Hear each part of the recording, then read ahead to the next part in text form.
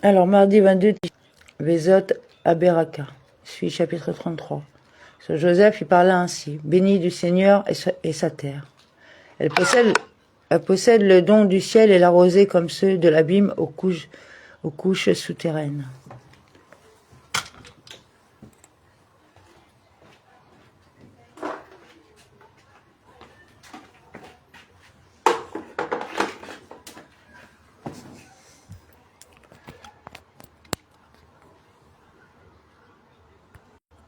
Pardon, excusez-moi. Voilà.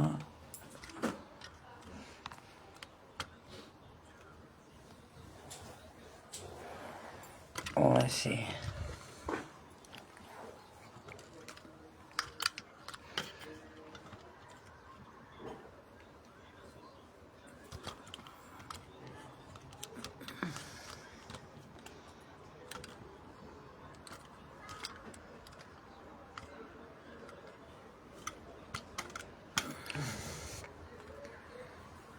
Excusez-moi, voilà. Donc on reprend. Alors mardi 22 Tishré, Vezot à Beraka. Sur Joseph, il parla ainsi. Béni du Seigneur et sa terre. Elle possède les dons du ciel, la rosée comme ceux de l'abîme aux couches souterraines. Béni de Hachem et son pays, car il n'y avait pas dans l'héritage des tribus de territoire aussi riche que celui de Yosef. Des bienfaits, Méguet, terme comportant une connotation de délice et de douceur. Et de l'abîme, car l'eau de l'abîme remonte vers la surface et l'humidifie par en bas. On constatera que la bénédiction de Moshe comporte chez toutes les tribus des ressemblances avec celle de Jacob. Et les trésors que mûrit le soleil et ceux qui germent à chaque lune. Et des bienfaits des récoltes du soleil. Sur terre étaient ouvertes au soleil et faisaient mûrir les fruits. Des fruits des mois. Certains fruits mûrissent sous l'influence de la lune, comme le melon et les citrouilles. Autre explication, l'expression des fruits des mois signifie que la terre produit et fait pousser de mois en mois. Et les précieux produits des antiques montagnes et les délices des collines primitives. Et du sommet des montagnes d'antan. Son pays est également béni le début de la maturation des fruits, car ces montagnes accélèrent le mûrissement de leur production. Autre explication, cela nous apprend que la création de ces montagnes a précédé celle des autres montagnes. Les collines éternelles, des collines qui produisent éternellement des fruits et qui n'arrêtent pas quand cesse la pluie. Les délices du sol et son abondance et la faveur de celui qui eut pour trône un buisson, puisse-t-elle reposer sur la tête de Joseph, sur le front de l'élu de ses frères.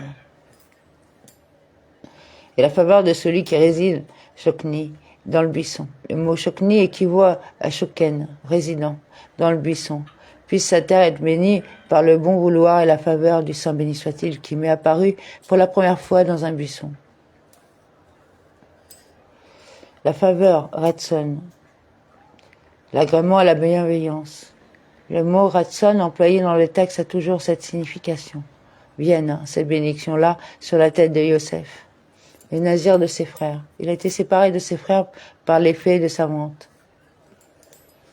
Le taureau, son premier-né, qui est majestueux. Ses cornes sont celles de Rérem avec elle. Il terrassera les peuples tous ensemble jusqu'aux confins de la terre. L'une, ce sont les myriades d'Éphraïm, l'autre, les milliers de Manassé.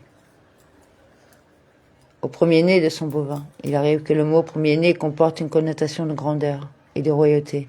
Comme il est écrit, moi aussi, j'en ferai un premier-né, supérieur au roi de la terre. Télim 89, 28. Et aussi, mon fils, mon premier-né est Israël. Shemot 4, 22. Au premier-né, allusion au roi qui en sera issu, à savoir Yoshua. De son bovin, il sera aussi fort qu'un bœuf pour assujettir de nombreux rois. À lui la gloire. Elle lui a été donnée, comme il est écrit, tu donneras de ta majesté sur lui. En Midbar 27-20. Et ses cornes sur les cornes du bœuf. La force d'un bœuf est puissante, mais ses cornes ne sont pas belles, tandis que les cornes du bœuf sont belles, mais sa force est inopérante. Il a conféré à Yeshua la force du bœuf et la beauté des cornes du bœuf. Au bout de la terre, se peut-il que les 31 rois vaincus par Yeshua aient tous régné en Eretz Israël? Il n'était pas en réalité de prince ou de roi qui n'ait acquis en Eretz Israël un palais et un terrain, car ce pays possédait de l'importance pour eux tous. comme il est écrit, un patrimoine désiré par les armées des nations, Yéméia 3,19. Et ils sont les myriades d'Éphraïm, celles qui ont été frappées, à savoir les myriades de Yeshua qui étaient issus d'Éphraïm, à tuer. Et ils sont les milliers de Ménaché, ce sont les milliers en Midian qu'a tué Guidon, comme il est écrit, Zéba et Tsalmouna étaient à Kakar. Shoftim 8, 10. Amen.